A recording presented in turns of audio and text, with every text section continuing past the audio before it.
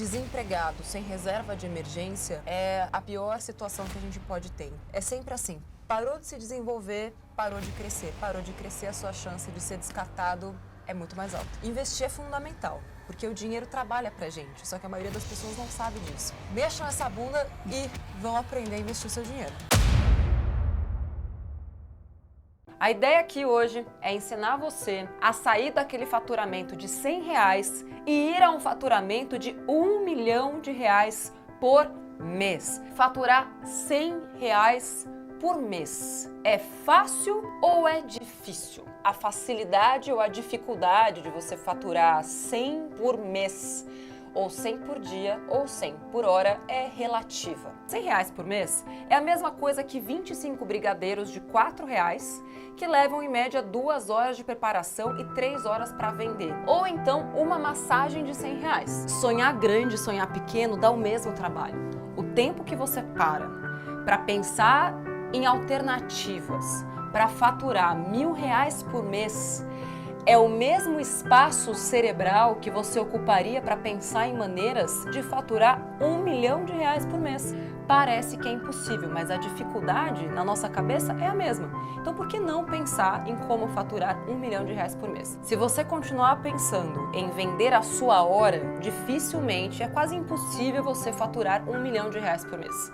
Agora, se você pensar na sua competência e no volume de clientes com um volume de dinheiro que você quer fazer, aí sim a gente começa a tornar isso muito mais possível. Para de falar muito e não fazer nada. Entrar no lugar, né, tipo, ficar fazendo um comentário odioso, isso não te leva a lugar nenhum, gente. E ficar falando também, ainda que não seja nas redes sociais, ficar só falando pra você mesmo, ai, mas é tão difícil, nossa, mas eu não posso nada.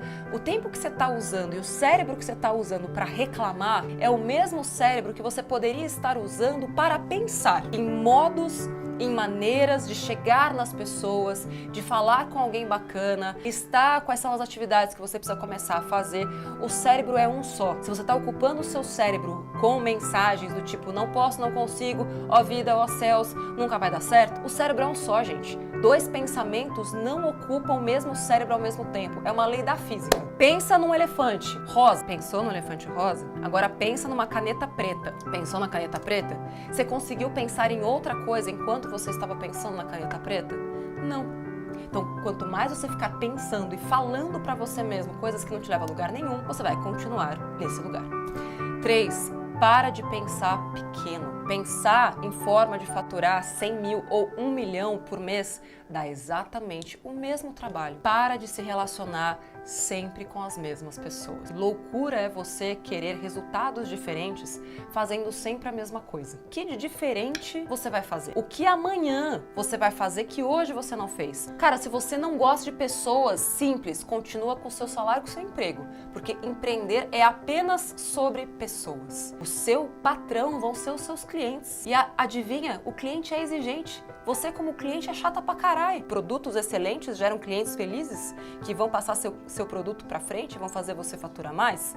Então assim, gente, gostar de pessoas é uma condição para empreender e ter uma empresa de sucesso. Investir é fundamental. Qualquer pessoa que queira ter um objetivo concretizado, né, seja ele palpável como uma casa, uma viagem, liberdade, poder de decisão, precisa investir. Porque o dinheiro trabalha pra gente, só que a maioria das pessoas não sabe disso. Quando a gente cuida direitinho do dinheiro, coloca ele pra trabalhar tal, ele trabalha sozinho enquanto a gente tá aqui parado conversando. Pra quem tá começando, a gente sempre fala muito sobre isso, que é o tesouro direto. Muito melhor do que a poupança, fácil de investir, não tão fácil quanto a poupança, e até por isso ainda tem muita gente que tem receio, bloqueio, dificuldade. Mas não é o único. Você tem CDBs, LCIs, LCAs, renda fixa, renda variável. A melhor atitude que qualquer pessoa que está muito endividada, né, inadimplente, né, porque assim, endividado é quem tem parcela. Pessoas aqui no Brasil, elas têm costume de falar que não estão endividadas. Aí você pergunta, você parcelou alguma coisa no cartão? Ela fala sim. Você fala, então você está endividada, bem-vinda, né? O inadimplente é aquele que tinha ou tem uma parcela e não conseguiu pagar e cumprir aquele compromisso. Então, nesse caso, que os juros são altíssimos, a pessoa tem que sentir a dor, tem que olhar de frente para o seu problema, colocar na mesa assim, e começa a escolher uma a uma qual delas você vai matar primeiro, para pessoa ter aquela sensação de que está vencendo a batalha, o ideal é ela tirar a dívida menor, digamos assim.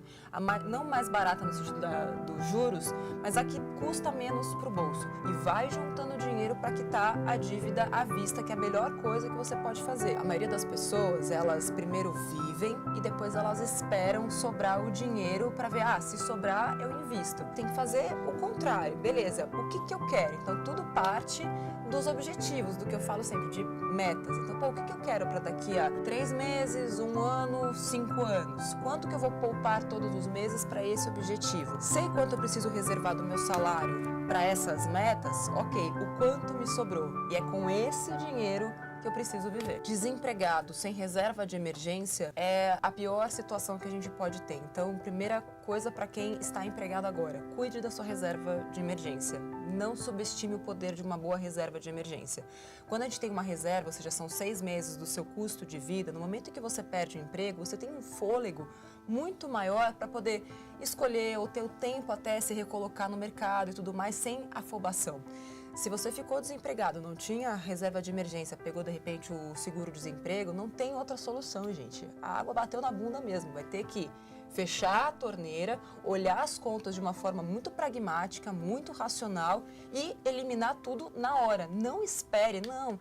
Deixa passar mais 2 meses, continua pagando a TV a cabo, tá indo para jantar como se fosse cair do céu emprego na sua cabeça. Não vai. O que está sobrando que vai me fazer falta caso eu fique desempregado por 1 ano? A gente sempre tem que ser otimista, mas tem que contar que o pior também pode acontecer. Estudar, acima de tudo, é o que as pessoas também não fazem. Tentar perceber por que eu fui cortado da minha empresa, por que outra pessoa ficou e eu não, o que ela tinha que eu não tenho. Então, geralmente, isso tem muito a ver com qualificação profissional. E quando perceber que tá difícil, aí procurar um plano B que, felizmente, hoje a gente tem algumas alternativas. Pode ser um motorista de carro particular, essas coisas que a gente já sabe. A tecnologia ajuda bastante, sabendo que aquilo é um paliativo até o momento que você for se recolocar. Poupe e invista 30%. E viva o hoje com 70%. 30% do que eu ganho hoje é impossível. Impossível porque você não fez isso desde o começo, né? Porque, e isso é engraçado, quando a pessoa fica desempregada, passa a viver com, às vezes, 1/3 do que ela vivia antes, ela se pergunta, nossa, por que eu gastava tanto dinheiro antes? Então, possível é. Vai doer no começo? Vai, mas no longo prazo vai ser a melhor coisa que você já fez na vida. A gente não pode parar nunca. Se você está trabalhando, se você quer estar empregado, se você quer empreender, seja lá qual for o seu campo de atuação, você não pode parar de aprender, nunca. Seja dentro do seu campo, seja buscando outras capacitações complementares. É sempre assim. Parou de se desenvolver, parou de crescer. Parou de crescer, a sua chance de ser descartado é muito mais alta. Para quem vai buscar o emprego, é saber o máximo sobre o empregador, sobre a empresa, para não cometer nenhum tipo de gafe, a questão, né, de como se preparar, de até como se apresentar, tá vestido bacaninha, tal, sem tentar ostentar muito, mas acho que a competência e a segurança que você leva vale mais do que qualquer outra coisa, né? O empregador tem que sentir que você vai chamar a responsabilidade para si. Acima de qualquer coisa, que mais do que você poupar de pouquinho em pouquinho, que isso, claro, ajuda bastante, é o que você pode fazer para que o teu valor de mercado aumente cada dia mais. Sempre lembrando essa regra, poupar 30 e viver com 70, ganhou mais, investiu mais. Eu não confiaria na Previdência Social. Ela vai ser tão pífia que mal vai dar para pagar remédio. Então, não acreditem na Previdência Social, não acreditem no INSS, façam por merecer, aprendam a multiplicar o seu dinheiro com as dicas de investimento, estudem, tem muita coisa de graça, porque quando a gente entende alguns mecanismos, né, de investimento que são tão simples, fala, nossa, como eu não soube disso antes? O poder dos juros compostos, né, que no tempo, no longo prazo, multiplicam o seu dinheiro sem você fazer esforço nenhum e você simplesmente não se deu ao trabalho de pesquisar um pouquinho mais. Então, mexam essa bunda e vão aprender a investir o seu dinheiro. O que você quer? As pessoas sempre sabem o que elas não querem. Eu não quero esse emprego, eu não quero morar nesse lugar, eu não quero mais depender do meu patrão, eu não quero.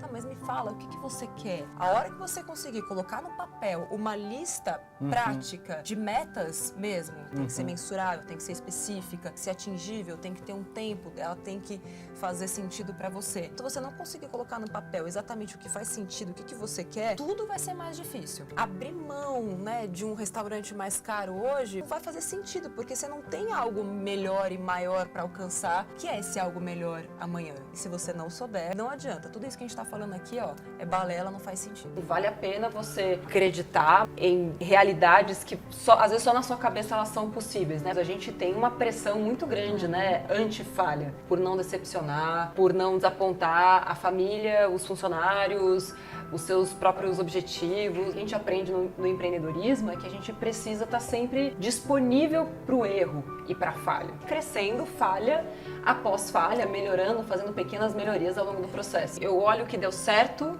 das histórias que eu conheço e tento fazer melhor. Vejo o que deu errado e se eu entender que dá para mudar alguma coisinha para dar certo, eu faço. Se eu entender que, olha, esse caminho já testaram, não rolou, eu simplesmente não faço. Tomar decisões sempre a partir de uma priorização. O recurso mais escasso que a gente tem é o tempo, não é dinheiro. A gente sabe que dinheiro existe em abundância